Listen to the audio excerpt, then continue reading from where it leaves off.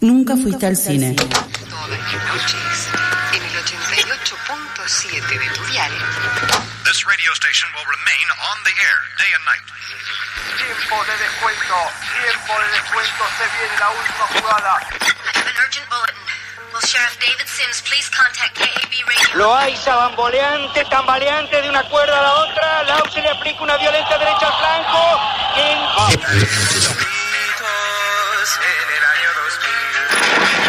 ¿Cuál es su deseo para esta Navidad? Mi deseo es cambiar de radiodifusora. En las siguientes 2 horas vas a vivir una experiencia cinematográfica en la radio. Apaguen sus celulares y disfruten la función. Comienza. Nunca fuiste al cine.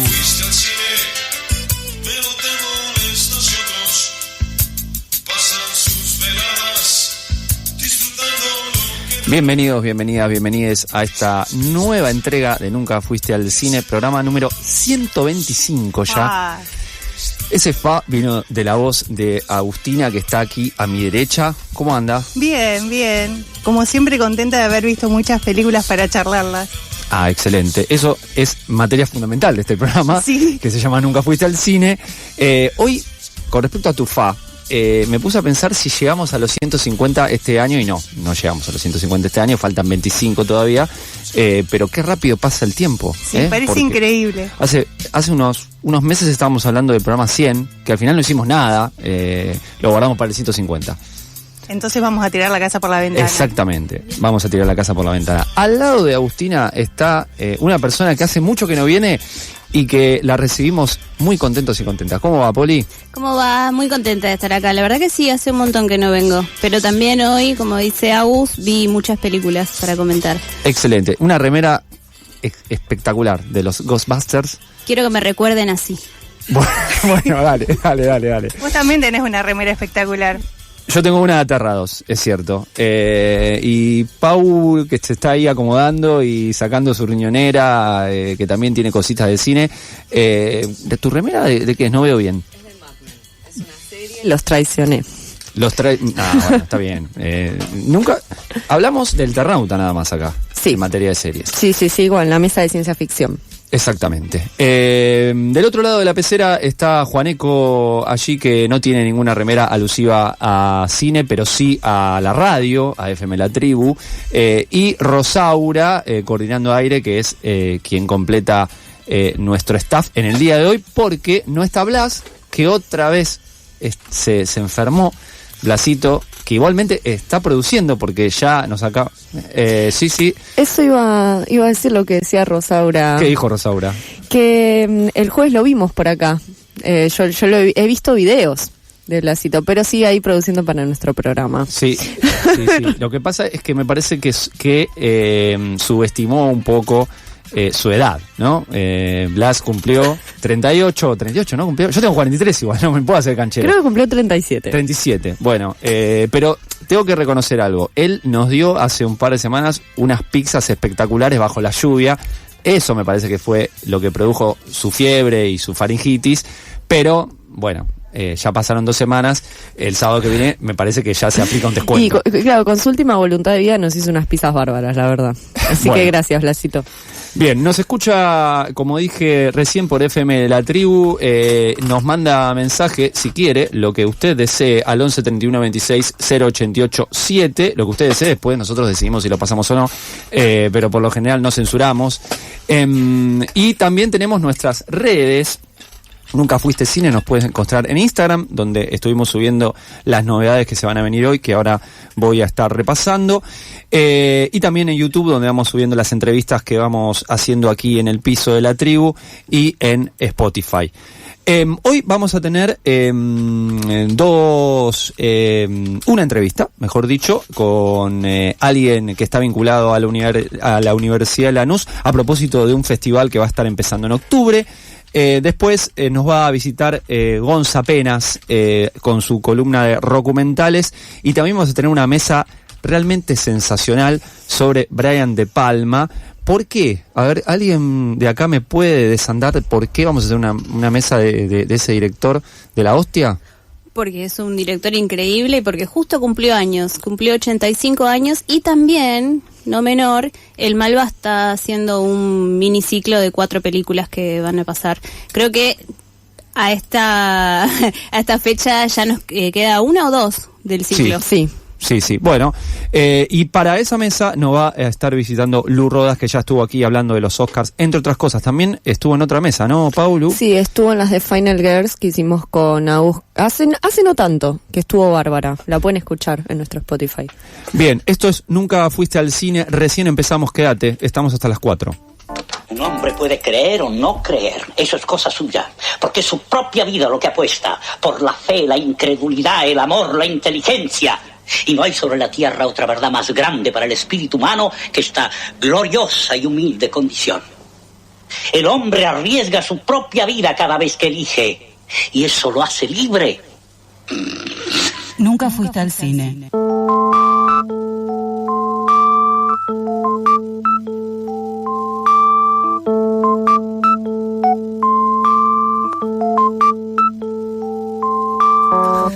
Bien, como dijimos hace instantes, hoy teníamos muchas ganas de hablar sobre algo que va a estar sucediendo dentro de poco, en octubre, el Festival Interbarrial Audiovisual en la Universidad de Lanús.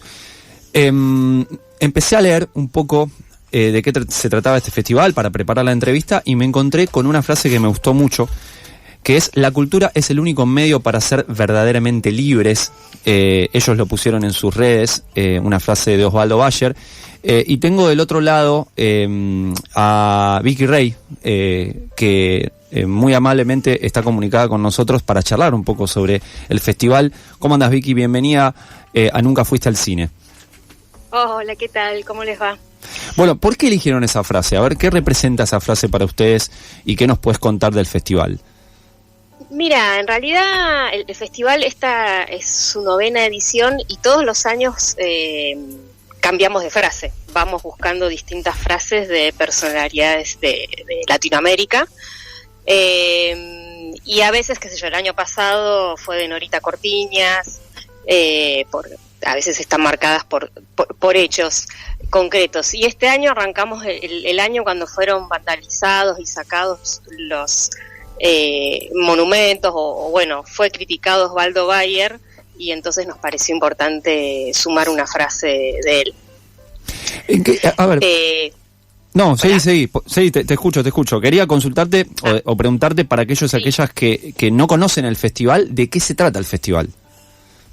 Bueno, el festival nació, como vos bien mencionaste, en la Universidad Nacional de Lanús, específicamente en la licenciatura en Audiovisión, y es una iniciativa de estudiantes, o que en ese momento eran estudiantes, hoy muchos y muchas de ellos son docentes también y graduados, y venían trabajando a través de voluntariados universitarios en barrios, haciendo cine comunitario y producciones audiovisuales comunitarias, y empezamos a ver, conversando, como que se producen un montón de audiovisuales en los barrios, bueno, en principio cercanos a la universidad, fue lo primero que identificamos en el conurbano bonaerense, pero después, en la Argentina y en Latinoamérica, que se producen un montón de audiovisuales con una lógica propia, que producidos por las y los propios habitantes de los barrios, con una mirada distinta a la que estamos muchas veces acostumbradas y acostumbrados en los medios hegemónicos, y lo que nos encontrábamos es que no había espacios de difusión para ver estos audiovisuales, para intercambiar. Y a partir de ahí, viste, cuando surge como una iniciativa, una inquietud, empiezan a aparecer también un montón de otras personas con esas inquietudes. Y en principio la primera edición del FIBAB fue esto, generar un espacio para visualizar, para ver y para encontrarnos con realizadoras y realizadoras de producciones audiovisuales de cualquier tipo, largometraje, cortometraje, documental, ficción, videoclip, experimental, pero que nos hablaran de los barrios desde un lugar más próximo. Y la verdad que la sorpresa fue gigante, porque en la primera convocatoria que hicimos nos llegaron una cantidad de audiovisuales que no nos imaginábamos. Y a partir de ahí empezamos y nunca paramos, y esto se fue como profundizando y ampliando. y por suerte con contextos a veces más adversos para la producción audiovisual, siguen apareciendo año a año producciones audiovisuales que son muy hermosas, movilizantes, que nos hablan de nosotras y nosotros desde una mirada más próxima, ¿no? Estamos hablando con Vicky Rey a propósito del Festival Interbarrial Audiovisual que comienza en Lanús en octubre. Escuchándote, decías que la necesidad de poder, en cierta medida, que nadie hable por ustedes. Sí. Nosotros durante todo el año y el año pasado también hemos hablado de la crisis audiovisual argentina, del laburo que falta también, que hay mucha gente que se quedó sin laburo. Mencionamos también lo simbólico, pero cuando mencionamos lo simbólico hablamos fundamentalmente de carácter nacional, ¿no? Pero a veces es cierto que incluso en el cine nacional hay una mirada muy estigmatizante sobre los sectores populares. Digo, sí. Imagino que ustedes están pensando también este tipo de festivales para construir otra mirada, una mirada que además esté producida por las propias clases populares. Sí, la verdad que es amplio, no siempre son, la verdad que la mayoría sí son producciones que surgen en los mismos territorios, o a veces son con personas que se acercan pero con una mirada amorosa, digamos, en el buen sentido, ¿sí? Justamente que huyen de estas miradas más hegemónicas, estigmatizantes. Pero además lo interesante no es solo la mirada y la mirada propia y el lenguaje propio, sino que aparecen estéticas propias locales, que aparecen personas y personajes que pareciera que en la cinematografía no están habilitados y habilitadas, ¿sí? Aparecen niños, niñas y jóvenes produciendo audiovisuales que en general están muy censurados como personas que tienen voz para decir y expresar audiovisualmente. Es como muy variado y la verdad que no lo vemos muy habitualmente, o no tenemos muchos espacios para verlo. Es verdad que el mundo digital y la virtualidad permite un poco más de circulación de otros audiovisuales. A mí no me gusta mucho llamarlos otros, sino me gusta decirlo nuestros audiovisuales también, porque son muy nuestros. Pero también después es acercarse y verlos, digo, por más que los encontremos en alguna plataforma o en algún espacio. Pero además lo que pasa cuando hacemos las proyecciones presenciales y vienen las personas que son protagonistas de estos audiovisuales o que hicieron estos audiovisuales y aparece el intercambio con el público, lo que sucede ahí es único. Yo soy una fiel defensora de la presencialidad, más allá de que hoy no me pude acercar a la radio, estoy hablando con ustedes por teléfono. Vicky, una de las cosas que resaltan y que es interesante porque no suele suceder en muchos festivales es que ustedes han tomado la decisión de no hacerlo competitivo, ¿sí? De que no compitan los cortos, los largos. ¿Cómo han llegado a esta decisión? ¿Ha salido enseguida? ¿Fue debatida? ¿O nunca se les pasó por la cabeza que fuera competitivo? Sí, fue muy debatida, está buenísima la pregunta. Antes de que arranquemos con el primer FIBAB, con esta propuesta que trajeron estudiantes a la carrera, yo ya era docente ahí, tuvimos muchas reuniones de estudiantes, docentes, no docentes, bueno, las personas de la universidad que nos sumamos a la propuesta, y se conversaron muchas estas cosas.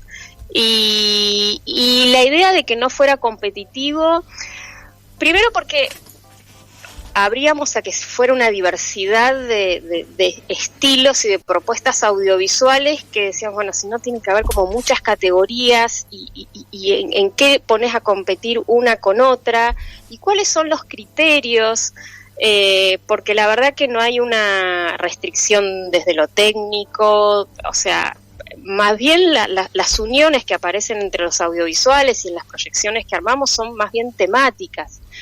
Y entonces justamente como la idea era fomentar este intercambio, nos parecía que la competencia iba como embarrar la cancha, digamos, ¿no? Hacer como algo que no nos daban ganas y simplemente disfrutar del encuentro con estos audiovisuales y con estos grupos de realizadoras y realizadores. Y la verdad que eso fue una decisión que la charlamos un montón, pero bastante rápido llegamos a eso, así como tampoco existen categorías convencionales, ¿no? Si es documental, si es ficción, si es... No armamos esas categorías, sino que después los reunimos en bloques temáticos para las diversas proyecciones que se van armando. La semana pasada hablamos con Vicky Duclos a propósito de la realidad del cine argentino en la actualidad. Y le dejamos para el final una pregunta, no digo que sea la última, tal vez aparece alguna otra con vos, pero le preguntamos a tu tocaya, aprovechando que ella trabajaba en la universidad, ¿cómo veía ante este contexto tan complejo para hacer cine? Digo, no solamente un director o una directora, sino todos los trabajadores y las trabajadoras que laburan en una película o en un corto. ¿Cómo está repercutiendo en los pibes y las pibas que estudian cine? Digo, vos ves una merma, está igual que antes, ¿y cómo lo llevás a cabo vos como profesora? Sí, mira, lo que sucede en las universidades nacionales y las del conurbano es como tiene una particularidad, a veces en momentos donde está más difícil la cuestión económica, y si alguien no tiene trabajo, dice, voy a aprovechar este tiempo y voy a estudiar. Y después, por supuesto, hay gente que no tiene un mango ni para viajar, ¿sí? Por más que desde distintos espacios y desde las universidades mismas se tratan de dar fomentos e incentivos, ¿sí? En ese sentido no percibimos una merma en la cantidad de estudiantes. Sí, uno empieza a percibir que a veces vienen con complejidades de historias de vida que se les hace difícil la cursada, o que en tu casa se quedan sin laburo, qué sé yo, cosas que perjudican después el cómo podés transitar el estudio. Históricamente, generalizo, yo conozco la Universidad Nacional de Lanús en particular, pero creo que las universidades del conurbano asisten estudiantes que son de clase más bien trabajadora, y muchos y muchas de nuestros estudiantes estudian y trabajan como desde siempre fue así. Entonces, más bien uno lo percibe en las dificultades en lo humano, ¿sí? Y después sí, por supuesto, cuando ya van llegando al final de la carrera, las posibilidades laborales a veces están más complicadas, o la precarización, aparece trabajo pero muy mal pago, como sucede un poco en todos lados. A mí lo que me parece importante también es fomentar el no perder, y eso trabajamos con las y los estudiantes, no perder ese ímpetu por producir audiovisuales. Y tal vez no es con la super cámara y la super tecnología, que está buenísimo, y cuando vamos al cine y vemos esas imágenes potentes también nos maravillan, pero me parece que no tenemos que perder la voz audiovisual, sea como sea. Y un poco el FIBA propicia esto, porque vamos a encontrar audiovisuales hechos con recursos muy próximos, muy cercanos, hasta celulares, pero la potencia va por otro lado, ¿no? Por la historia que se cuenta, por las vivencias, por las personas, las texturas que vemos, que son, y las calles que son las que recorremos tal vez más en el día a día, en la vida cotidiana, ¿no? De acá y de otros barrios de Latinoamérica que tienen sus particularidades y sus semejanzas también. Eso es muy lindo también. Vicky, te dejo los últimos instantes de la entrevista para que aquellos y aquellas que se suman recién al programa sean invitadas al festival, cuándo va a ser, dónde se va a desarrollar. También sé que tienen un formato virtual, así que el aire es tuyo. Buenísimo. Bueno, el FIVAB se va a desarrollar durante todo el mes de octubre, o sea, del 1 al 31 de octubre. Y en formato virtual, lo que hacemos del 25 al 31 de octubre, que es la última semana, subimos todos los audiovisuales de la selección de esta edición, que son 60 y algo, a la plataforma, la página del festival, que es de la universidad, unla.edu.ar/FIVAB, donde ahí se van a poder ver también todos los audiovisuales. Y una particularidad, que esta creo que ya es la cuarta edición, nosotras y nosotros hacemos una convocatoria para hacerse de exhibición autogestiva, o sea que distintos, y este año son 40 sedes, distintos espacios, otras universidades, escuelas, bibliotecas populares, clubes, lo que sea, se inscriben para hacer sede y arman su programación con estos 60 audiovisuales, eligen si proyectar todos o algunos, y durante el mes de octubre entonces hay 40 sedes que van a estar proyectando los audiovisuales del FIVAB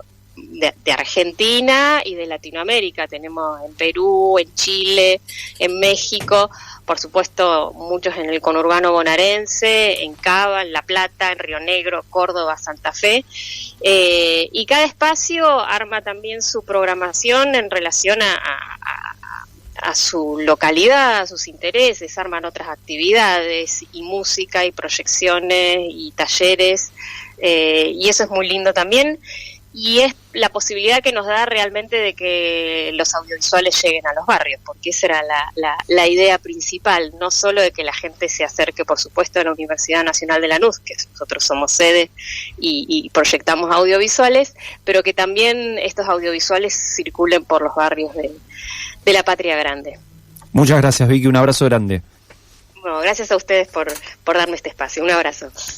Era Vicky Rey, docente de la Universidad de Lanús, a propósito del Festival Interbarrial Audiovisual que se va a estar haciendo durante todo octubre en muchísimas sedes, ¿sí?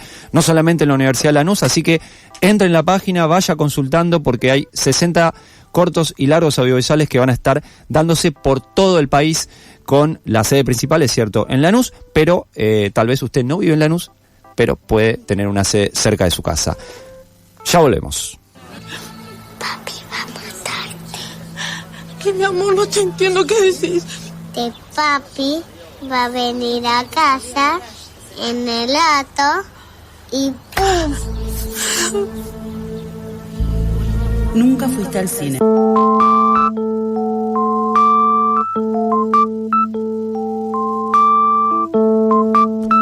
Bien, 14:33 son, y 32 según ese reloj, y 33 en la computadora. Llega uno de los segmentos más esperados por todos y todas, que es el segmento de estrenos. Poli, ¿has ido a ver un slasher argentino? ¿Es así? Sí, fui a ver Nadie va a escuchar tu grito, que es una película, ya me entusiasma mucho que sea un slasher argentino, fui muy entusiasmada, es una nueva película argentina de terror, slasher como dijimos, dirigida por Mariano Cataño, que ya viene trabajando en el género y hasta escribió un libro sobre este subgénero que se llama Slasher, Cuchillos, Sangre y Cintas de Video, de la editorial Santa Guadaña. Lo interesante y lo que más me entusiasmaba es cómo trae este subgénero que nace originalmente en Estados Unidos con Halloween a nuestra idiosincrasia, cómo traslada todas el género, todos los géneros, ¿no? Pero me parece que en particular el slasher tiene esto de que tiene muchas cositas que se cumplen en todas las películas, ¿no? Entonces está bueno verlo trasladado a nuestra idiosincrasia. La historia transcurre en 1990 durante el Mundial de Italia y un asesino sale a matar cada vez que juega la selección. El director en la presentación dijo que cuando era chiquito, cuando tenía 8 años, vio Viernes 13 parte 2 y flashó. Ahí se enamoró del género, flashó con el asesino con la bolsa en la cabeza. Entonces es como él está haciendo es una canción de amor que le escribe, ¿no? A una carta de amor que le escribe a el subgénero. La ambientación noventosa no siempre funciona tan bien, no es tan convincente. En un momento se ve un Ugu escrito en la pared, y las actuaciones son un poco desparejas, pero para destacar, la protagonista me parece que está increíble. Se llama Sol Weiner. Sol Weiner. Y por momentos me recordó a la Final Girl de Terrifier 2, que me parece que es una de las mejores Final Girl de los últimos años. La protagonista hace el personaje de Micaela, que atiende una disquería en la que vende cassettes y arma compilados en cassettes. Ah, bien, eso es bien noventoso. Eso es bien noventoso. Y gracias a estas cintas que ella graba, da con una pista para encontrar al asesino. La trama toma elementos del coming of age dentro de un slasher, lo cual está muy bueno, y tiene muy buenas muertes, como nos gusta decir a los loquitos del terror, y sostiene muy bien la tensión durante toda la película. Eso me parece que está muy bueno. Me gusta pensarla también en diálogo con 1978 de los hermanos Sonetti, sin la teoría de los dos demonios de por medio. Está bien. Y porque también transcurre durante un mundial. Claro, exactamente. Un mundial donde además Argentina llega a la final también. No gana, pero o sea, tiene muchos partidos para matar el asesino. Y bueno, justo son dos películas de terror argentinas que suceden durante el mundial, así que para mí fue inevitable la conexión. También uno de los hermanos Sonetti es el que hace la música de la película. Ah, mira vos. Que está muy bien la música, y tiene un lugar importante porque la protagonista trabaja en una disquería y arma los compilados, como que la música recorre toda la película. También me parece que me recordó un poco a Fear Street, la trilogía de Netflix, porque esta cosa del amor al género, y tiene parecería que va a continuar. Entonces, parecería que si continúa estaría buenísimo que fuera una trilogía. Sí, la verdad que sí. Sí. Bueno, con sus fallas y sus aciertos, me parece que está buenísimo tener un slasher argentino que tenga más proyección por fuera de lo que es el Bars, ¿no? Sí, más bien. Y va a tener un estreno comercial el 2 de octubre. Ah, dentro de poquito, en octubre. Está bien que se estrene en octubre, es el mes del terror. Bien, ¿algo más de esa, Poli? Nada más. Nadie va a escuchar tu grito. Me sonaba, Cataño hizo Una tumba para tres, que es una peli que tiene un balazo a un policía que es maravilloso. Sí. Protagonizada por Diego Cremonesi. Esa creo que la vi en el Bars durante la pandemia. Bueno, tiene otra, Poli, así que ahí está guardando la próxima. Vos, Agus, fuiste a ver, nada que ver con lo que... Nada que ver. Por más que te guste ese tipo de películas. Pero tiene algo en común. A ver. Es de los 90 esta. Ah, es cierto, es verdad. ¿Qué fuiste a ver? O sea, que fuiste a ver un reestreno. Exacto.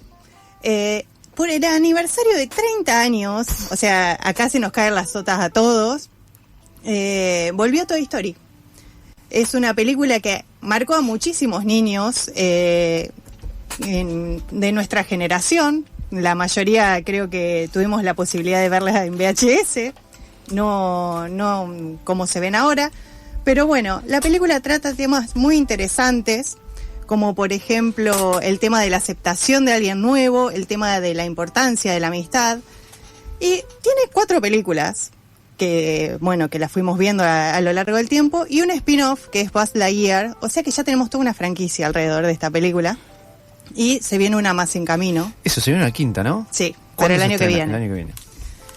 Bueno, la película trata de un niño que se llama Andy. Creo que todos lo conocemos, todos hicimos en algún juguete el Andy, que tiene muchísimos juguetes, pero uno en particular que es su preferido, que es Woody, que es un vaquero. ¿Y qué pasa con esto? Cuando él no está viendo sus juguetes, cobran vida. Eso fue una gran sorpresa cuando vi la película. Cuando todos la vimos, porque empezamos a pensar, ¿mi juguete puede cobrar vida también? Pero ¿qué le pasó a Woody y a los juguetes? En un cumpleaños de Andy descubren que se vienen muchos juguetes nuevos y aparece uno que es, no sé, como un comando espacial. Sí, una suerte de marín espacial, sí, una cosa medio extraña. Que se convierte en el juguete preferido de Andy y empieza a tener celos Woody, y esto empieza a generar una rivalidad entre ellos que los va a llevar a muchísimas aventuras, también a formar una amistad que la vamos a ir viendo a lo largo de varias películas.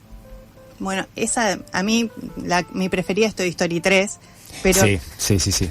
Pero esta primera película cambió muchísimas cosas. Cambió la forma de hacer animación. Acá se creó otro tipo de animación. Nada que ver a lo que veníamos viendo. Tengo un par de datos de la película. Dale, tiralo. Porque, viste, cuando hay algo viejo... Pero lo viejo funciona, nos dijeron en el Eternauta. Sí, bueno, va a salir la quinta. Claro. Funciona demasiado. Claro. No iba a ser un largometraje, iba a ser un mediometraje. Y, como siempre, Disney quería que sea un musical.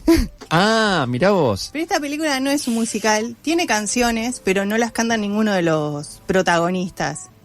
Canciones paradigmáticas tiene. Sí. Pero es verdad, no la cantan los protagonistas. También tiene una frase que creo que la conocemos todos, al infinito y más allá. Sí, que se usa... Con el dólar se usa mucho acá. Sí. Sí. Y es real. Y es real. Bueno, también que en una época donde no existía la categoría de mejor película animada, porque es del 95, claro, es verdad. Tuvo 3 nominaciones al Oscar. Y bueno, esos datos, hay un dato que no traje el sonido como para poder acompañarlo, pero en la película hay un momento en el que se cae Buzz Lightyear de la ventana y hay un grito en particular que se escucha, que lo van a escuchar en millones de películas. Se llama el grito de Wilhelm, que en realidad originalmente se hizo ese grito para una película del año de los 50, para un western, y se empezó a replicar en algunas películas. Y ya quedó como un código de Hollywood de usarlo en películas. Entonces lo ves en Batman, lo ves en Star Wars, en muchísimas películas de aventura, ciencia ficción. Spielberg lo usa casi siempre, en Indiana Jones está. Así que si la ven y escuchan en particular ese grito cuando cae Buzz, es el grito de Wilhelm. Y bueno, algo más que quería decir es que recomiendo ir a verla al cine. Yo la vi en un pequeño televisor en los años 90 y esta es una de las mejores formas de aprovechar realmente la animación de esa película y todo lo que cambió. Es cierto, entonces el reestreno de Toy Story y vayan a buscar cómo es el grito de... Wilhelm. Está bien, el grito de Wilhelm. Está bien no pasarlo, porque le damos la caña de pescar, como le gusta decir a algunos. Le damos la caña de pescar y usted vaya y pesque el grito y búsquelo en YouTube o donde esté. Cambio hacia mi izquierda.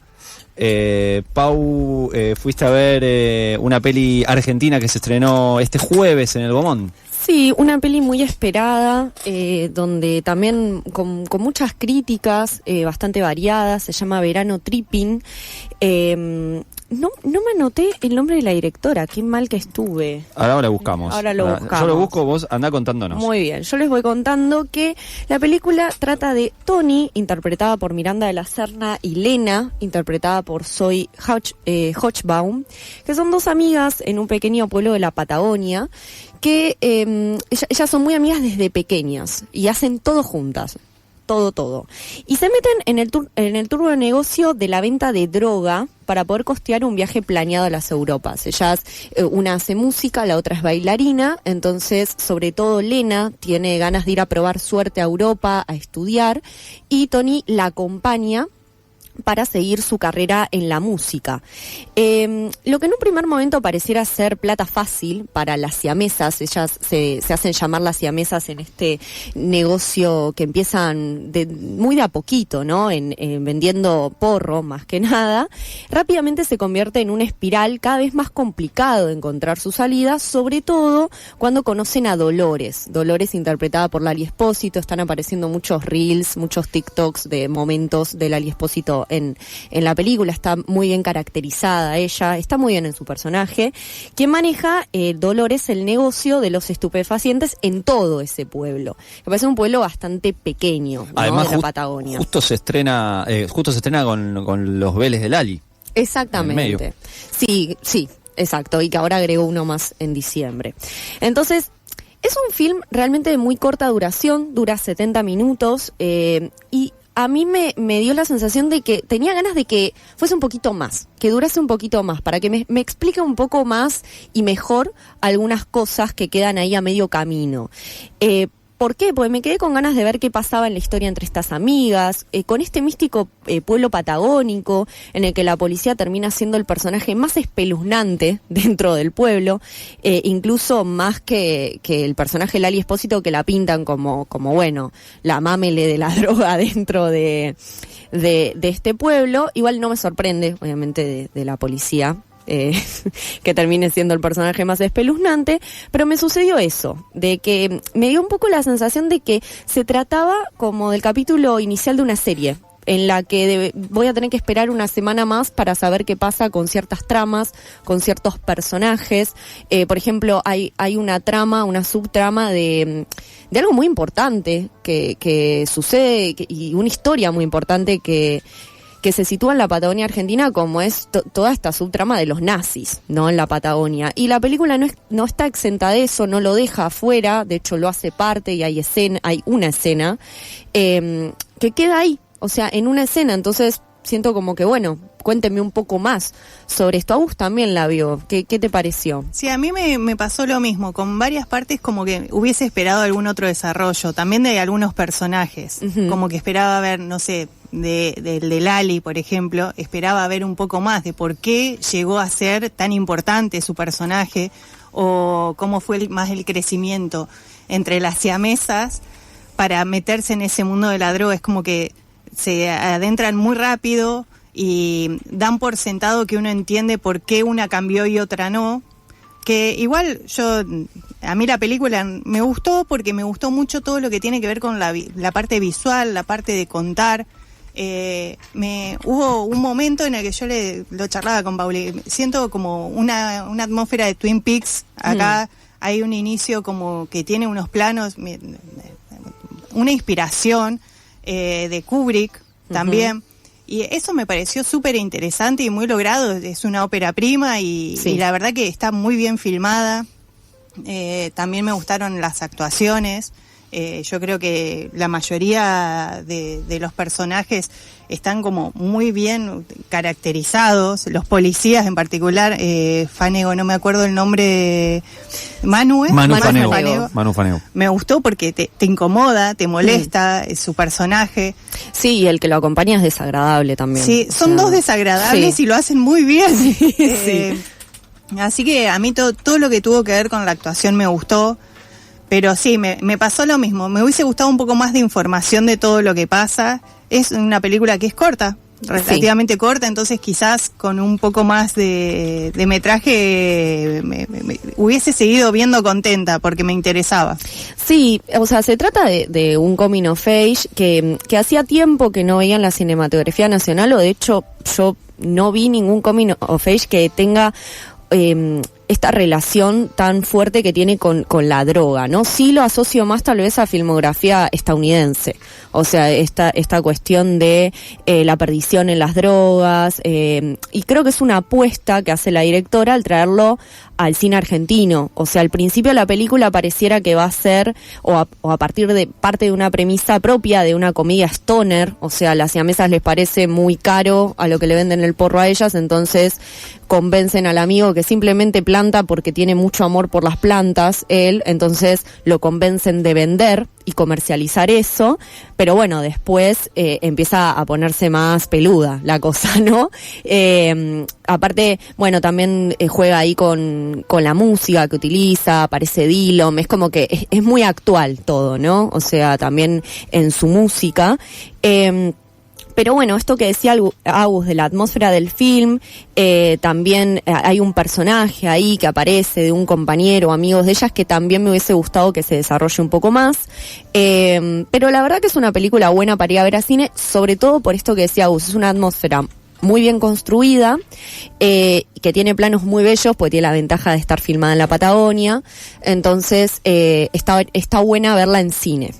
Bien, entonces, estaba mirando acá que tiene muchos protagonistas que son hijos de actores. Porque bueno, está la hija de Rodrigo La Serna y Erika Rivas. Pero después está Juan Grandinetti también, bueno, está Fanego, y está Ariel Staltari, ¿aparece? Sí, es el padre del personaje de Tony, que es Miranda de la Serna. Que también es un personaje que me hubiese gustado un mayor desarrollo. Hay también en el vínculo con la policía, no se termina de entender del todo. Bueno, entonces Verano Tripping, que es ópera prima, ¿sí? De Morena Fernández Quinteros, así que bueno, está en el Gaumont, no solamente en el Gaumont, están en otras salas comerciales también Verano Tripping, tuvo bastante, en algunas radios apareció el comercial, o sea, se la está promocionando bastante, entonces esta peli argentina que se estrenó recién este jueves, así que seguramente esté algunas semanas largas en el Gaumont. Y Poli, le quedaba una peli, Mirrors número 3, ¿se llama? Mirrors o Espejo número 3. Ah, ahí va. De Cristian Petzold. Es un drama que condensa muchos temas y obsesiones del director. Lo que me hace emparentarlo un poco con el cine de Hong Sang-soo, que es a los directores que se les suele decir que hacen siempre la misma película, pero en realidad es como que van ahondando en sus obsesiones y van construyendo así un universo muy propio. A mí me parece muy lindo eso. Con su actriz fetiche, Paula Ver, en el rol principal de la película, seguimos a Laura, que es una estudiante que la vemos en principio muy ensimismada y preocupada, y tras un accidente se queda unos días, en principio, a vivir en una casa campestre con una mujer mayor que la recibe con demasiada hospitalidad.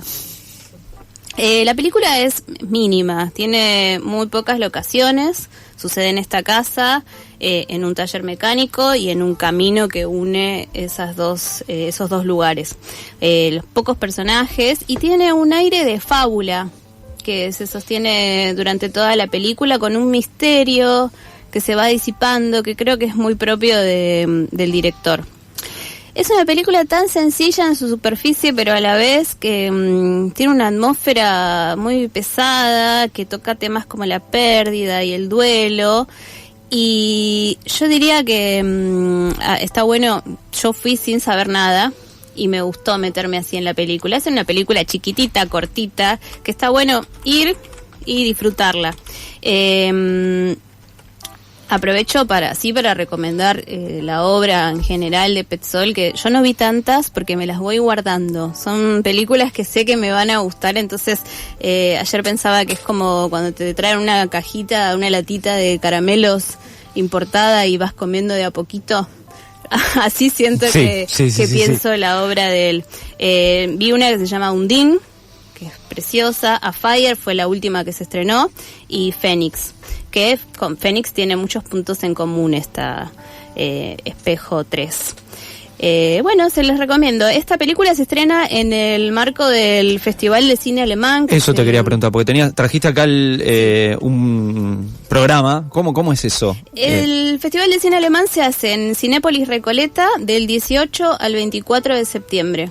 Bien, perfecto, entonces, métanse, yo estoy ahora en este momento en la página cinealeman.com.ar, muy fácil, ahí tienen todas las películas que dan, explica el 25 festival, un cuarto de siglo cumple el Festival de Cine Alemán en Argentina. Bien, entonces, hemos tenido un recorrido bastante completito de películas, ¿sí? Empezamos con Nadie va a escuchar tu grito, que la recomendó Poli, que es un slasher que se estrena en octubre, ¿no dijiste, Poli?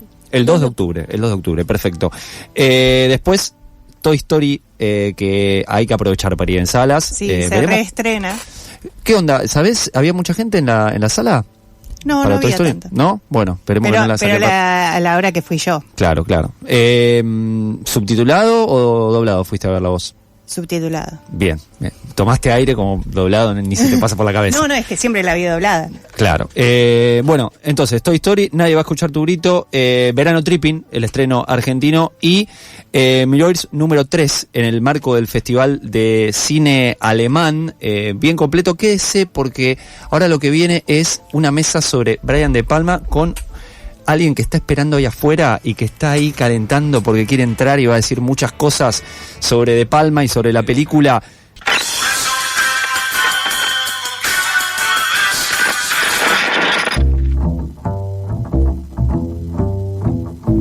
60 minutos, es un mediometraje. Arranca la segunda hora de Nunca Fuiste al Cine. Tercera temporada.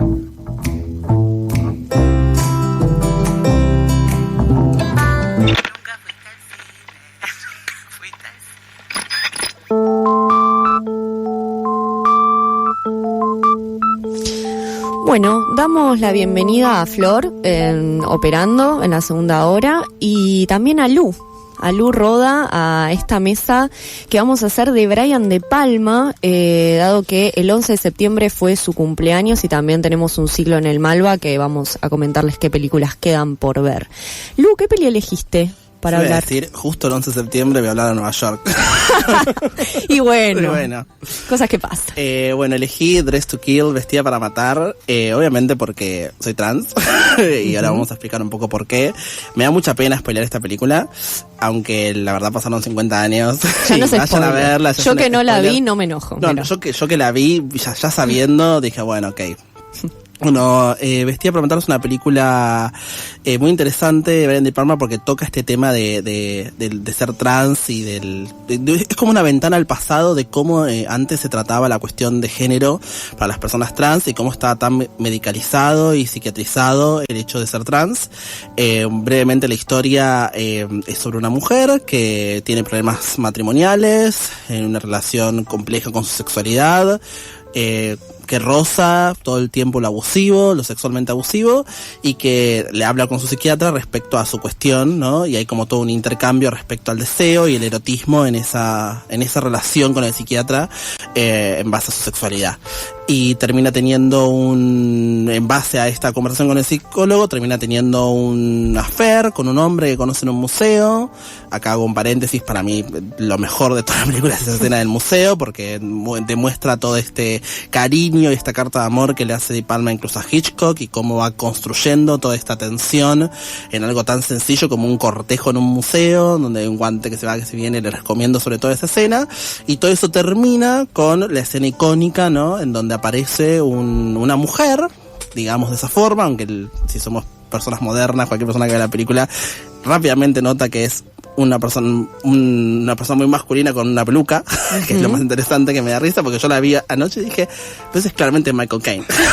O sea, ¿sabes quién estaba dudando de quién era? Es Michael Caine con peluca. Claro, o sea, ¿por qué Michael Caine tiene puesto una peluca? Digo, claramente Michael Caine. O sea, no sé a quién engañó eso en el pasado, pero hay toda una escena de elevador y ahí aparece como el asesinato de esta mujer, como Hitchcock matando a su protagonista. ¿Sabes la protagonista? No, termina muriendo rápidamente al principio de la película, y ahí se desata todo el desenredo por encontrar quién es la asesina, ya que queda imbrincada en el medio una trabajadora sexual y que justo salía con un cliente de ese mismo hotel.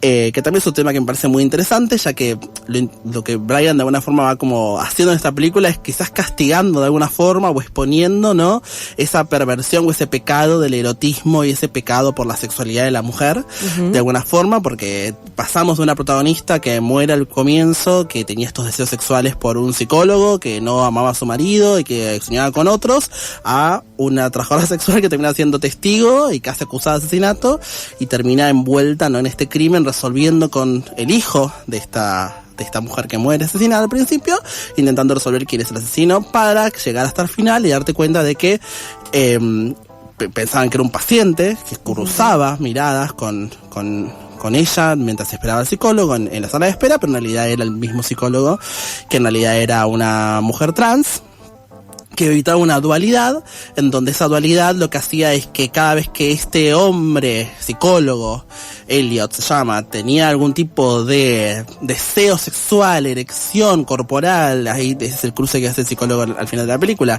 por alguna mujer, le aparecía su yo trans, su yo mujer trans, se vestía de mujer y salía a matar a esa mujer el cual su yo varón deseaba, ¿no? Entonces hay como toda una complejidad en donde lo que se expone es que el protagonista, lo que hace este asesino, es que está todo el tiempo como psicólogo, convenciéndose de que es varón, cuando en realidad se siente mujer trans. Y se siente... Hablan mucho de estos términos de una mujer encerrada en un cuerpo de un varón, que es un término que ya no se utiliza en la actualidad para hablar de las personas trans, y hablar un poco de, bueno, cómo el asesinato o este odio hacia las mujeres es porque él nunca va a poder ser una mujer de verdad, ¿no?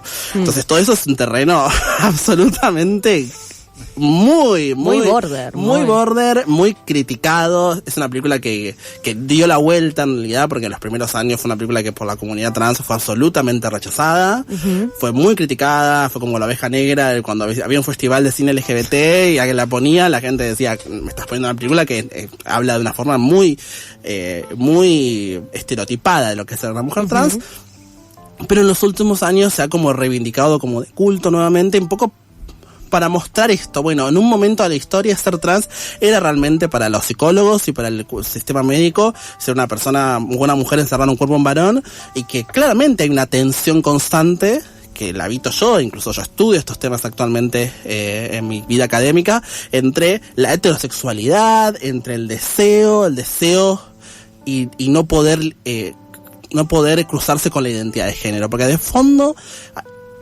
además de hablar de la transexualidad, habla también de la heterosexualidad, porque hay una cuestión crítica entre él desea otras mujeres y no puede desear mujeres siendo mujer trans. Claro. Entonces por eso aparece su yo asesino, su yo misógino, su yo que va y mata a esas mujeres, porque hay un universo de una psiquis humana ahí que demuestra en el que ser una mujer trans es inherentemente, si querés ser mujer, también heterosexual, ¿no? Entonces eso para mí es la gran como subnarrativa que hay en toda la película respecto a la heterosexualidad, al peligro y al riesgo, ¿no?, de habitar una sociedad heterosexual y habitar un deseo femenino que salga de esos cánones, ya sea a través de la infidelidad, como al comienzo, ya sea a través del ejercicio del trabajo sexual, o ya sea a través de ser una mujer trans lesbiana, que eso es lo que la película en ese momento no podía entender. Entonces para mí es brillante verlo así, con este mismo recorrido, ¿no?, detrás. Así que la recomiendo, porque la verdad que fue un viaje verla desde ese lugar. Si les da cosa, sobre todo a las personas trans que por ahí me están escuchando, por ahí les da cosa los términos y cómo se refieren hacia nosotras y cómo se medicaliza, pero nos sirve para observar una historia, una narrativa que, aunque para nosotras y para la mayoría de la gente más progresista, como muchos de los oyentes quizás, ya ha cambiado. La realidad es que mucha gente que está en contra de las personas trans sigue pensando de esa forma de nosotras, y quizás el discurso más imperante sigue siendo de que somos personas encerradas en cuerpos que no nos pertenecen. Así que está bueno utilizar una película que es algo más ameno y es divertida y interesante y tiene un buen guión y está bien fotografía y todo eso que van a hablar más atendido los chicos. Está bueno que veamos esta película con esos lentes y que no nos quedemos solamente con la parte más negativa. Sí, obviamente, o sea, el cine también como reflejo de una época que sucede muchísimo y o sea, no se trata de no ver ese tipo de películas o de no proyectarlas o no pasarlas, sino de problematizarlas. Como también, no sé, problematizar textos, libros, escritores que en su momento decían cosas muy polémicas. Bueno, Vestida para matar por Lou Roda, los invitamos a ver esta película desde ese lente, desde esa perspectiva. Y del otro lado de la mesa tenemos a Agus Rancini, que eligió otra película. Sí, nada que ver a esa, pero bueno, viste que De Palma siempre tiene sus cositas. Yo elegí El Fantasma del Paraíso, que es un musical, tiene mucho musical, que se estrenó en el 74 y él la escribió y la dirigió.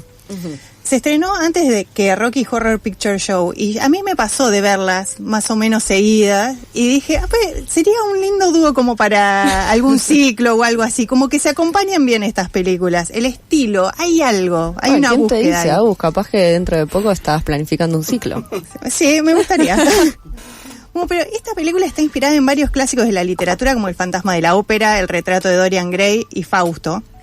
Y acá vamos a conocer a un malvado productor musical, que el apellido es Swan, que está interpretado por Paul Williams, que es perseguido por un compositor que él envió a la cárcel luego de que le robó una adaptación de Fausto, de la obra Fausto, para poder presentarla en su teatro.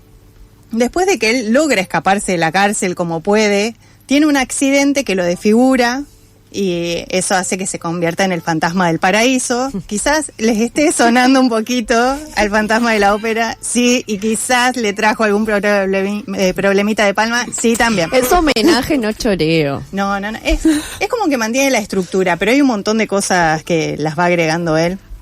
Pero bueno, se convierte en el Fantasma del Paraíso porque quiere vengarse. Ahí también él se va a enamorar de una cantante que se llama Phoenix, y que bueno, que es su interés amoroso, y que Swan, que es muy malo, va a hacer que se le complique todo. Pero bueno, esta película lo que hace es criticar todo lo que tiene que ver con la industria de la música. En el documental de Palma, que si no lo vieron se lo sugiero porque es muy bueno, él habla de todas sus películas. Él cuenta que una vez cuando era joven estaba en un ascensor en Los Ángeles, que es una zona que se caracteriza por lugares así musicales, por la movida musical.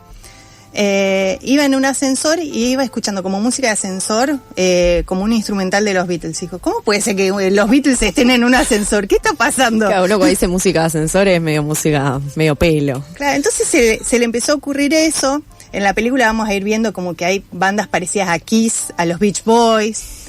Hay mucha inspiración. Pero bueno, tiene una banda sonora muy buena que la compuso Paul Williams, que es uno de los protagonistas, que es Swan, que es el malo, digamos, y el otro protagonista, que es William Finley, es amigo de Palma y estuvo en varias películas con él. También, bueno, el film obviamente va a tener todo lo que tenga que ver con la parte técnica. De Palma es un maestro. Para mí, él, Hitchcock y Kubrick y Spielberg son mis preferidos en todo lo que tiene que ver con la visual. Van a encontrar todo, plano subjetivo, de todo van a ver. Así que en esa parte está muy buena. A esta película cuando se estrenó le fue muy bien en Canadá, en Francia, pero en Estados Unidos, claro que no. Qué raro. Le hicieron varios juicios, porque es una película dentro de toda chica, y le hicieron por lo menos 4 juicios. Uno porque no tenía seguro de responsabilidad civil, otro porque Universal dijo que era una copia del Fantasma de la Ópera. Encima le puso el Fantasma del Paraíso, o sea, tampoco se mató en el nombre. Otro porque había una discográfica que se llamaba Swan Song, como la de la película, y la otra fue porque se llamaba originalmente la película El Fantasma, como el cómic, como la historieta, entonces ahí le tuvo que poner el Fantasma del Paraíso. ¿Nadie lo asesoró legalmente a De Palma? Por favor, un abogado para De Palma. Bueno, pero lo pudo sortear, hizo muchas películas después. Es verdad. Así que, bueno, si pueden, véanla esta película porque está muy buena, es una oldie muy buena. Muy bien. El Fantasma del Paraíso por Agus Rancini. Y del otro lado de la mesa volvemos, es para un partido de vóley. Tenemos a Poli con... ¿Qué película trajiste de Palma? Yo elegí Blowout, de 1981. La elegí porque decidí dejarme llevar por las conexiones y me pareció muy loco que justo el slasher argentino del que les hablé antes, Nadie va a escuchar tu grito, se trata de una chica que descubre a partir de un cassette una pista para descubrir el asesino, y en esta película lo que pasa es que John Travolta es un sonidista que está grabando efectos para una película, un slasher de bajo presupuesto, y mientras está grabando eso accidentalmente registra un asesinato de un político que después los medios encubren. Me gustó esa conexión, me pareció muy loco. Y la película dialoga, está inspirada en Blow Up de Antonioni, que es un fotógrafo que descubre un crimen a partir de unas fotos que saca. Lo que hace De Palma es trasladar esta idea al sonido. Blow Up también, a su vez, está inspirada en Las babas del diablo, un cuento de Cortázar. Así que todo lleva, una cosa lleva a otra. Lo que está bueno de Blowout me parece más, lo que decía Agus también, ¿no? Cinematográficamente De Palma es el mejor. Y es un thriller muy apasionante y también es una reflexión sobre el cine mismo, me parece. Como De Palma está hablando de hacer cine, de dejar la vida en el cine, y de qué es hacer arte en general. Es muy simbólico que el final de la película, perdón, también voy a spoilear una película, termina con la grabación de un grito de muerte del interés amoroso de John Travolta, que es Nancy Allen, que en ese momento era la esposa de Palma, que queda grabado en una película de terror, de bajo presupuesto, ¿no? Como el grito de la vida real de muerte queda grabado en una película de terror. Es una película que es muy pesimista, y una reflexión sobre el arte, como decía antes, y me gusta mucho también que a pesar de... el género es un thriller policial, de misterio y con elementos de neo-noir, pero también se ve cómo filma el terror De Palma, ¿no? Como vos podés ver escenas que son muy Carrie, que son de género puro, y bueno, eso a mí me conmueve particularmente, me gusta mucho cómo filma. Muy bien, Poli con Blowout, que Blowout era, ¿no? Pues yo ya estaba inspirada en Blowout de Palma, y Ro eligió una bien potente de mafia. Sí, yo elegí Scarface o Cara Cortada, como llegó acá a Argentina, en una de las pocas películas cuya traducción está bien, básicamente. Es una película de 1984, muy famosa por su protagonista, Tony Montana, Al Pacino. Tony Montana no es ni más ni menos que un Marielito en esa película. ¿Qué es un Marielito? Un Marielito se le llamó a los exiliados cubanos de los años 80 que fueron autorizados a salir de la isla por el gobierno de Fidel Castro porque no los quería Cuba, porque eran muy estigmatizados también, porque se decía que eran criminales, que habían tenido problemas con la ley en Cuba. Entonces se les llama Marielito porque salen del puerto de Mariel en Cuba, por eso Marielito. También en Estados Unidos fueron recibidos cerca de 200.000, bastante, en Miami, y no fueron muy bien recibidos. ¡Qué sorpresa! ¡Qué sorpresa! Entonces, digamos, pensemos esto. Son personas que no son ni queridas en Cuba, ni tampoco del todo queridas en Estados Unidos. ¿Ya? No tienen un lugar.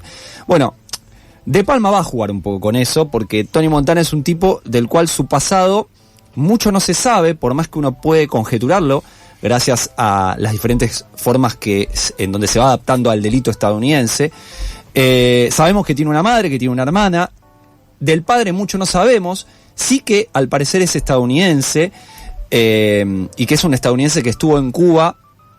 Ahí hay un juego con, Cuba como el prostíbulo de los Estados Unidos, ¿no? Que estuvo en Cuba, dejó embarazada a la madre y se la piantó.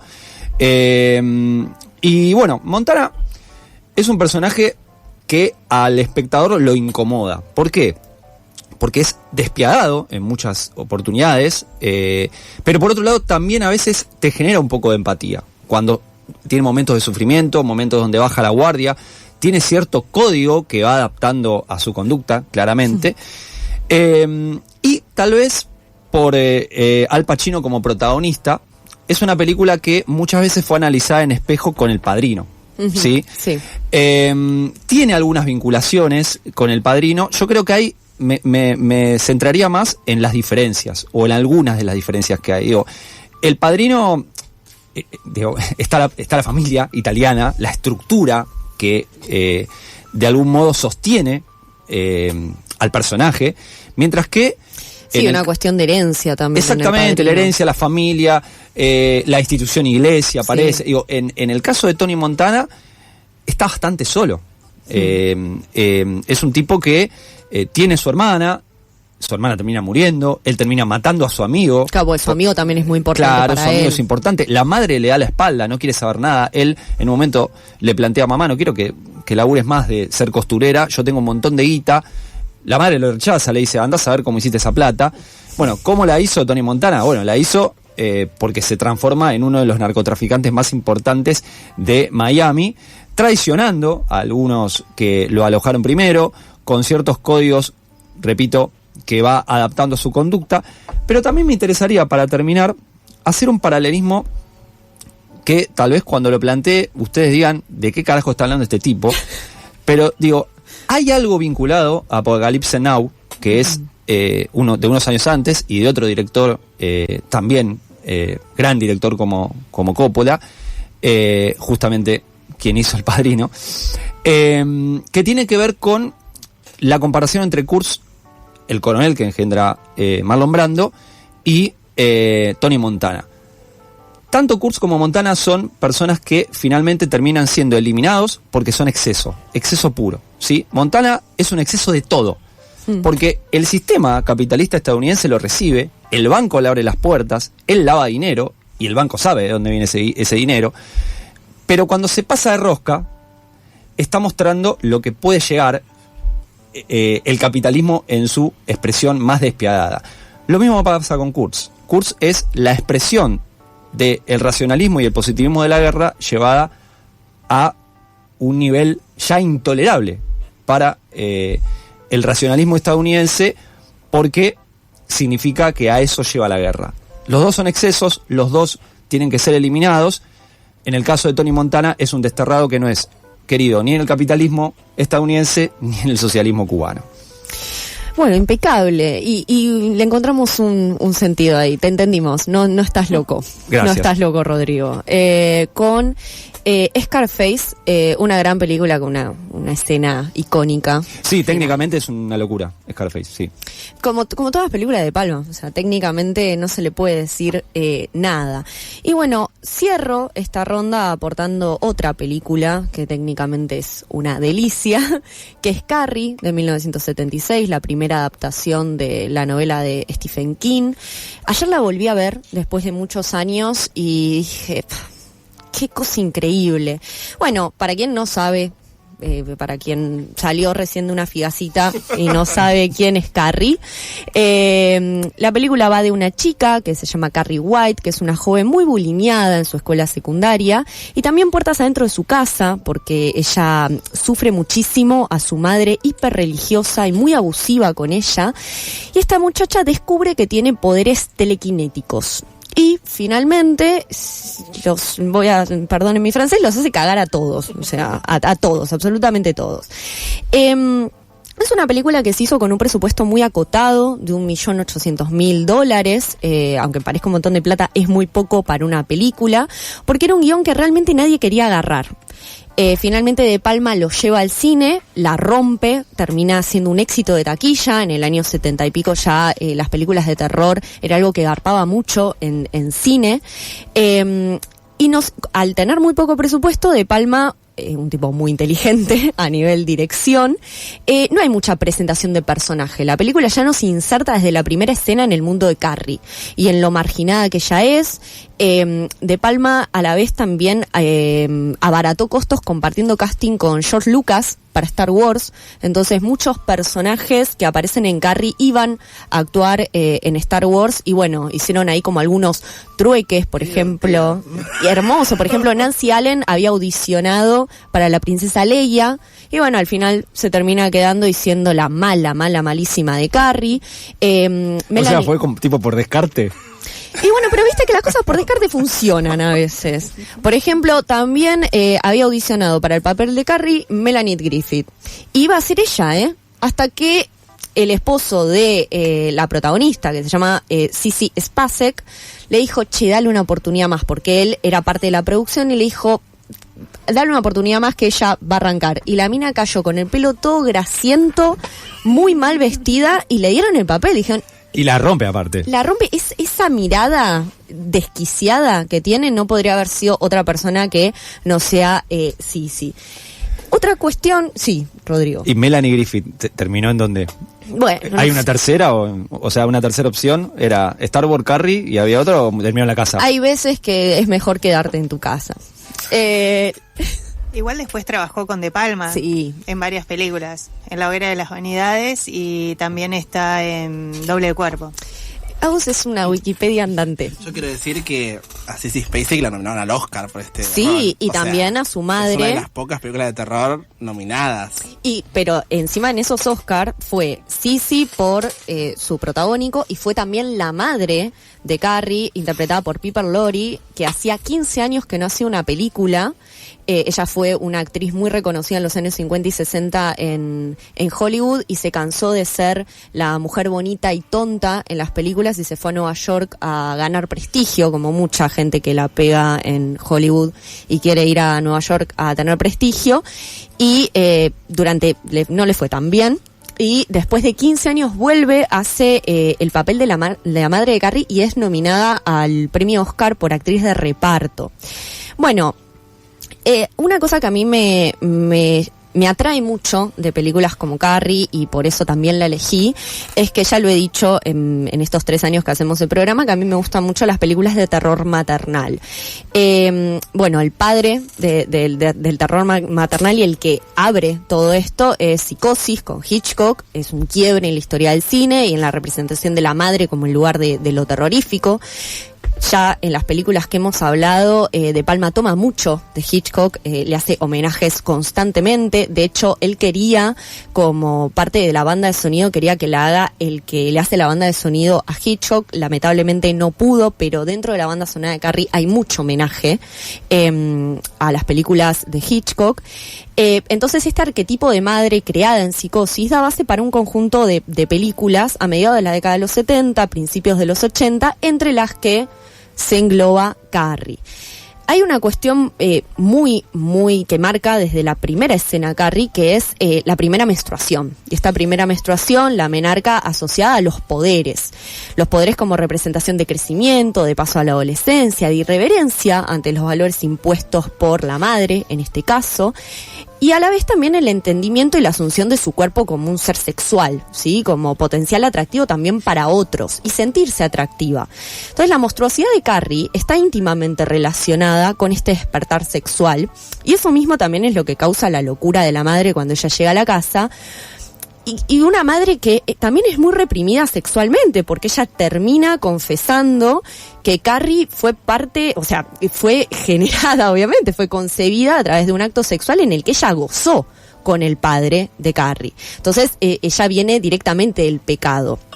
Que Carrie menstrue no es pecado. La madre tiene muy en claro que el pecado viene después de eso, que la figura virginal de la hija se ve alterada, el cuerpo se abre de forma peligrosa y provocativa, tanto para sí mismo como para un otro que puede verla. Entonces, de alguna manera es ir forjando una nueva identidad.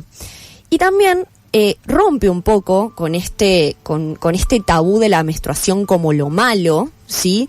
Porque no todos los tabús de la menstruación y las asociaciones son negativas. Hay también una relación de la menstruación con algo poderoso, ¿no? Ofreciéndoles un medio para afirmar su autonomía, su influencia y también un cierto control social, porque Carrie está constantemente en tensión con toda la secundaria que la rodea, con su profesora, con las chicas que son sumamente abusivas con ella, con su madre, y ella a través de sus poderes termina controlando eso. No de la mejor manera, ¿no? Pero bueno, lo termina controlando. Otra cuestión que quería mencionar, ya para ir finalizando, es que De Palma nos introduce de lleno al vestuario de estas chicas de secundaria con una lente extremadamente voyeurista. Vemos a muchachas semidesnudas, ir, venir, entrar, salir, vestirse, desvestirse. Y este erotismo va a ser de los puntos claves de la película, porque es la tensión con el desprecio que hacia Carrie. Y también esta secuencia inicial nos ubica como espectadores diseccionando el cuerpo de Carrie. Primeros planos de sus piernas, de sus pechos, de su boca. Y nos invita a tener una mirada voyeurista, pero implícitamente masculina, ¿no? De esta disección del cuerpo femenino. Y nos ubica como espectadores y nos obliga a sexualizar a Carrie desde el minuto 1. Por último, y ya cierro, es mencionarles que hay un remake en el año 2013, que no lo vean, pero en este remake hay una vuelta de rosca con la figura de la madre de Carrie, como que la quiere humanizar un poquito más, pero obviamente que me quedo con la del 76, Lu está haciendo gestos de que no la vean. Bueno, esta fue la mesa de Brian De Palma, trajimos muchas películas: Vestida para matar, El fantasma del paraíso, Blowout, Scarface y Carrie. Documentales por Gonza Penas. Otra forma de ver y de escuchar.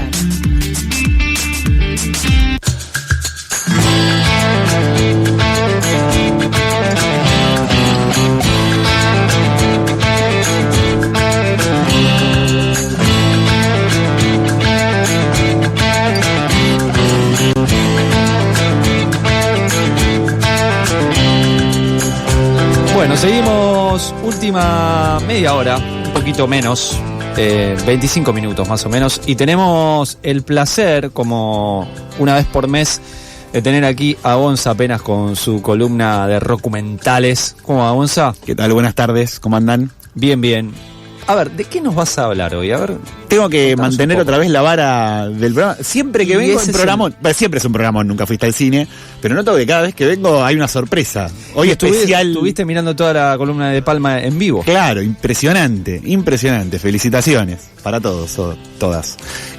Hoy traje dos documentales, había adelantado algo la columna pasada. se estrenó el documental de Devo en Netflix, un documental que ya se había estrenado en el Festival de Sundance. Yo había dicho que era un estreno absoluto. Bueno, no, se había estrenado ya en un festival, pero bueno, terminó en la plataforma de Netflix, ahí pudimos verla en estos pagos. Devo, la banda más incomprendida de Estados Unidos. Así se llama el documental, de Chris Smith. Ojo, Rodri, no te confundas con él, basquetbolista de New York Knicks. No, es un cineasta. No, es verdad. Como decía, la película se estrenó a fin del año pasado y ahora la tenemos en Netflix para ver acá en Argentina. Claro, es una banda incomprendida. Yo, la verdad que siempre pensé que Devo era una banda punk que era muy rupturista para el punk, pero que también para la electrónica era muy rockera. Bueno, en realidad hay algo de todo eso, pero ahora entiendo por qué es una banda incomprendida. Menos mal que el documental es un documental clásico. O sea, principio, nudo, desenlace, toda la trayectoria de la banda y nada más, porque si encima jugaban con lo rupturista ahí, no iba a entender nada.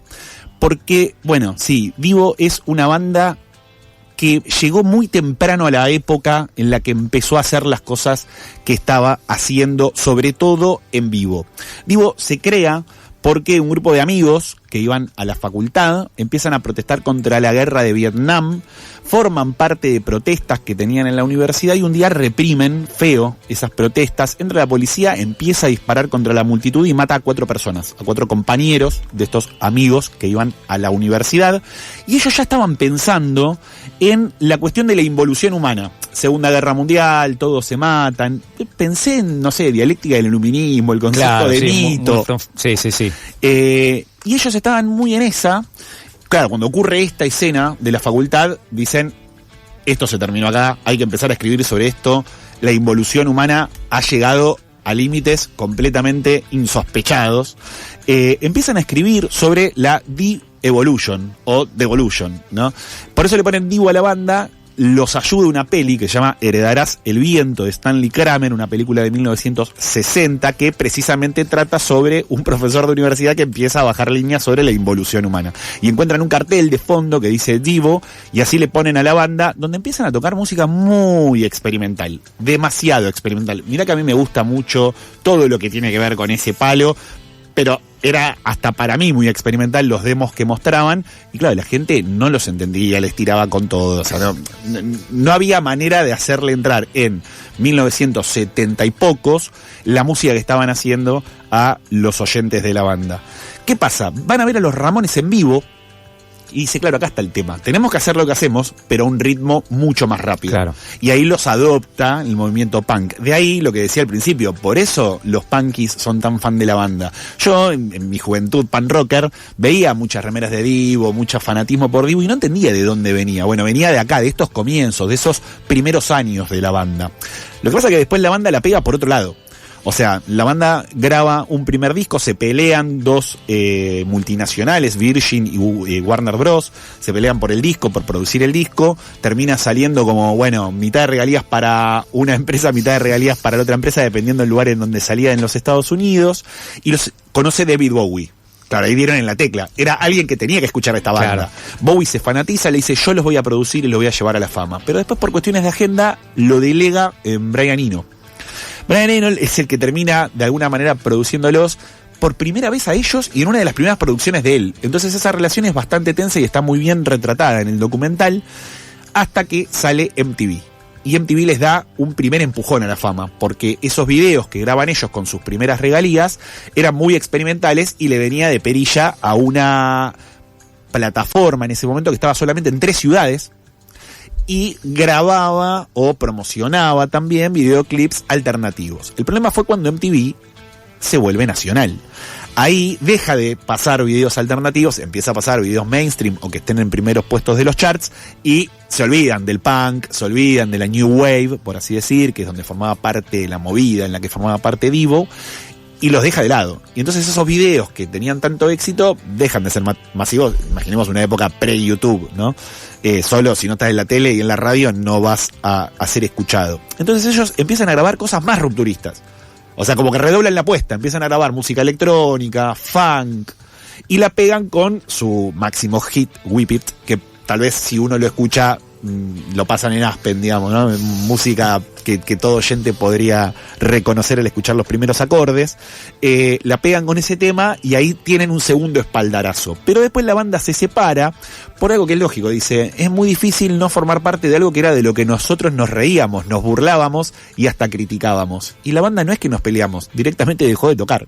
Quedó como de lado, nos empezamos a juntar cada vez menos y nos separamos sin siquiera decir, che, la banda no va más.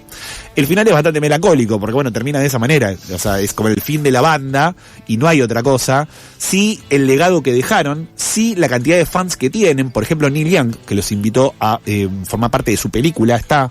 las escenas que forman parte están en el documental, así que me parece un documental muy recomendable porque aparte es muy cortito, dura 1h20, 1h30, así que si tienen tiempo de conocer a esta banda se las recomiendo. Yo por lo menos entendí un poquito más de la banda más incomprendida de Estados Unidos, que es Devo. Muy bien, entonces, primer documental recomendado por Gonza apenas en su columna Rockumental, y ahora te vas a un género... No me animo a decir totalmente distinto porque tiene algo de punk, de lo que vas a hablar, pero te dejo a vos. Para mí el tango es un subgénero del punk, o el punk es un subgénero del tango. Una vez que las dos cosas ya fueron creadas, juntarlas, no tardamos mucho tiempo en juntarlas, por lo menos para mí, como pan rocker y tanguero, no veo mucha diferencia entre un género y el otro. Vamos a hablar de Las formas de la noche, el documental del polaco Goyeneche, dirigido por Marcelo Goyeneche, que es el sobrino nieto del polaco. Una proyección especial en el Cine Gaumont el 27 de agosto, a 31 años de la muerte del polaco.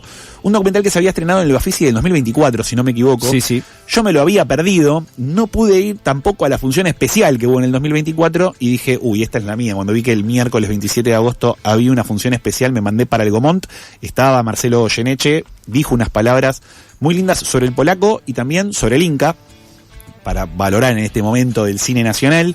También tocaron unas milongas antes del documental, y después el documental a mí la realidad es que me partió la cabeza, porque amigo Goyeneche me gusta mucho, pero bueno, siento como lo que dije en el documental de Piazzolla, siento que Argentina es un lugar con mucha memoria, con mucho espacio de archivo, pero poco explotado. Cuando fue el documental de Piazzolla, dije algo muy similar, o sea, había imágenes que nunca se habían proyectado en Argentina. Estamos hablando de Piazzolla. Acá pasa exactamente lo mismo con el documental del polaco. Un documental que arranca con una frase que me encanta. El polaco diciendo, yo le agradezco todas las noches al tango, y a veces yo escucho cuando canto un tango que el tango me agradece al oído a mí. Así arranca el documental, que obviamente arranca con una versión en vivo de Alma de Loca, uno de sus primeros cortes de difusión, tal vez uno de sus tangos más conocidos, y empieza a mezclar imágenes de archivo con testimonios muy importantes. El de su esposa, que hoy, si no me equivoco, ya no está entre nosotros, pero sí en el momento en el que se hizo el documental, y aparece hablando sobre su vida privada con el polaco, diciendo, bueno, yo a veces le caía de sorpresa para darle una sorpresa a él, a veces lo esperaba la noche para que venga y se me quede contando la noche. No es lo que uno piensa que podría llegar a tener el polaco con su esposa, sino es una relación de amor extraordinaria y hermosa. Primer gran sorpresa que me llevé del documental. Después aparecen sus hijos, uno de ellos tuvo un problema con la ley, no vamos a ahondar en eso. Explica lo difícil que es ser hijo de un emblema nacional como es el polaco Goyeneche. El otro más o menos es el que va recorriendo la historia del polaco en el tango. Aparecen personas como Gustavo Varela hablando de la trayectoria de Goyeneche, Matías Longoni, que dice algo muy cierto también. Dice, a nosotros los jóvenes nos llega el último Goyeneche. El Goyeneche que fraseaba, el claro, que te cuenta el tango, dice. Lo cual es cierto, porque para alguien que se crió con su abuelo y su abuela, escuchando a Larrea, a Carrizo, y escuchaba los tangos de Goyeneche, escuchaba esos tangos. Yo, por ejemplo. Claro. Entonces, a mí también me llegó ese último polaco. Pero hay todo un polaco de la década del 40, 50 y 60 que por ahí no está tan abordado desde nuestra generación, que es interesantísimo. Goyeneche entra a grabar con 18 años, se mete en la orquesta nada más ni nada menos que de Raúl Kaplún. Ahí empieza a cantar sus primeros tangos, graba el primer tango en el 48, Celedonio, e inmediatamente después entra a la orquesta de Horacio Salgán, donde graba Alma de Loca, su primer LP, por así decir. podríamos decir, bueno, una época donde LP, vinilo, producción, es un tanto confuso. Sí. La década del 50, podríamos decir que es su primer trabajo como álbum de estudio, y después obviamente el documental se detiene en la relación con Troilo, cuando Goyeneche se va de la orquesta de Salgán, porque ya aparte era un tipo importante como cantor de tango, entra a la orquesta de Aníbal Troilo y ambos explotan, los dos. Y Troilo en un momento le va a decir a Goyeneche, mira polaco, yo te adoro, sos un gran amigo, pero vos tenés que tener una carrera solista, vos vas a ser uno de los mejores cantores de tango del país y yo no te voy a poder pagar. Así que mejor andá, hacé tu carrera solista, y muestran el desarraigo de Goyeneche en ese momento. Qué gesto, ¿no? Pero no abunda tanto eso en... Tal cual. No solo en la música, en la cultura, digamos, en la cultura a nivel industrial en general. Total, porque él le dice, mira, vos la vas a pegar solo. Y como que no es que le suelta la mano, lo deja libre. O sea, es al revés. De hecho, siguen siendo muy amigos.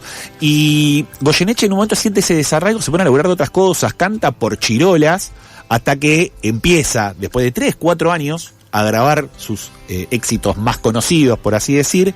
Tal es así que después termina volviendo con Troilo. Y está la historia muy conocida del disco que tienen con Troilo, ¿te acordás? Polaco, un discazo, para mí, la Biblia del tango está ahí. Pero ese disco lo graban sobre el final de la carrera de Troilo, cuando el Polaco vuelve. O sea, sale mucho tiempo después de esa primera orquesta en la que tocaban juntos. Después todo esto se va intercalando con, como decía, con testimonios, con imágenes de archivo, por ejemplo, de él tocando en grandes valores del tango, tocando en recitales, en teatros, lo cual a mí me fascina, esas perlitas que uno va a buscar cuando ve esta clase de documentales. Y ya después, no diría la segunda mitad, pero sí ya promediando el documental, nos metemos con el final de su carrera. Esa operación de voz que tiene para salvar, porque él ya se estaba quedando sin aire y con las cuerdas vocales completamente destrozadas, se opera, le salvan la voz, paréntesis, le salvan la carrera, cierro paréntesis, y él sigue cantando, pero claro, ya en otro nivel, empieza a tocar por bares con la Gata Varela, que aparece y dice cosas maravillosas, obviamente, del Polaco, más vale. Muestran su viaje a Japón, lo importante que fue para su carrera, para el final de su carrera, ese viaje a Japón, y también sus últimas producciones, sus últimos tangos, esos tangos que Longoni dice, estos son los tangos que nos llegan a nosotros. Después también hay una cosa del documental que me fascina, que es lo corporal. El tango es muy corporal. El que se canta también, no solamente el que se baila. Y Goyeneche tiene algo que cuentan sus músicos, que también aparecen en el documental, que dice hay algo muy corporal. Él empieza a cantar y ya todos nos empezamos a mover. Y hay un paralelismo que me surgió en el momento. Cuando aparecen notas que le hacen a él, por ejemplo, una muy conocida de Antonio Carrizo también, cuando Goyeneche le está hablando y le cuenta cómo hizo un tango, cómo lo compuso, cuándo lo canta, cómo lo canta, Carrizo es como que se mueve en la silla, se quiere parar y no puede, como que gesticula, como quien tiene ganas de saltar, darle un abrazo, ¿no? Es como, hay algo muy de los gestos en el documental, en las imágenes de archivo que aparecen, en él tocando en vivo, lo que dicen sus músicos, que me parece una perlita muy particular. Y después también aparece su amistad con Ringo Bonavena en el documental. Una amistad que aparece cuando en el documental pelea Ringo con Mohamed Ali, y claro, en esa pelea con Ali, Ringo pierde, bueno, no sé si muchos sabrán esta historia. Sí. Ringo pierde con Ali, y él dice, yo sentí como que hubiese perdido un hermano para mí en esa pelea. Entonces digo, bueno, era una relación de amistad bastante cercana, tampoco sabía ese dato, con lo cual viene el documental en ahondar en esa parte, y después cierra con tal vez lo más lindo que tiene Goyeneche, que son las amistades. Porque ese legado que deja lo llena de amistades. En el rock nacional, Mercedes Sosa, Fito Páez, dentro del mundo del tango todos lo aman, Piazzolla incluido, Piazzolla que dividió aguas en la historia del tango, termina también siendo muy amigo, graba con él Balada para un loco, y él va a decir, yo no soy rico en dinero, soy millonario en amigos. No sé si muchos pueden decir lo mismo. Y tiene una risita socarrona, ¿no? Y así termina el documental. La verdad, un documental más que recomendable. Si lo pueden buscar por ahí, va a estar muy pronto, me dijo el director, en Cinear.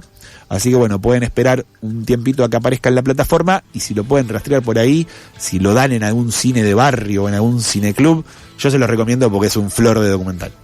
Gonza Penas con Documentales, un placer como siempre. Te quedás ahora porque tenemos una cancioncita preparada. Total.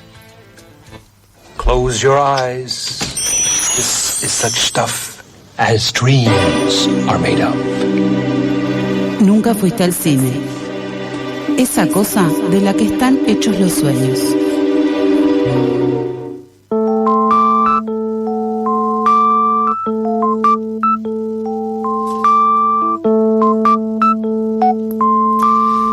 Bueno, últimos instantes de este Nunca Fuiste al Cine número 125. Poli, tenés un chivo maravilloso para mañana para tirar al aire. Sí, yo mañana voy a estar en la feria Juntas Ilustradas, que se hace en Que Tren, Olazábal, 1784, que queda muy cerquita del barrio chino. Hay muchos proyectos de ilustradoras y les recomiendo, más allá de que voy a estar yo, les recomiendo que vayan a pasear y ver todas las cosas lindas que tienen. Y Pau, nos había quedado pendiente las funciones que todavía hay de De Palma en el Malva. Sí, tenemos, ya pasaron varias, pero queda el viernes 19, Las Hermanas Diabólicas, una película que Lu ahí está agitando los brazos, que le encanta, así que pueden ir a las 24 horas, a las 12 de la noche, o sea, ya cuando pasamos del viernes al sábado, porque vieron que son horarios que confunden, pueden ir a ver Las Hermanas Diabólicas en pantalla grande del Malva, que es una gran sala.